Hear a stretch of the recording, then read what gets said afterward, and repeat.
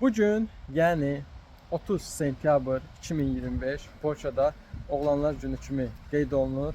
Və gəlin sizlərə göstərim bizdə işdən hər bir işçiyə, yəni oğlan işçiyə nələr veriblər. Bir ədəd hər kəsə xiyar veriblər. Zarafat edirəm, 2 ədəd vermişlər. Birim mən işdə biraz az idim, yedim. Bu cür formada, bu bağlamada bizlərə açıq görək nə veriblər. Demək bir neçə ədəd boz qazan. Bunları mən işdə silmişəm və içindən də heç nə çıxmayıb.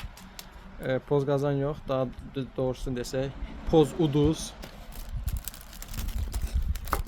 Bir ədəd bu formada stəkan və palyaklarda olmazsa olmaz içki ilə sok bu formada.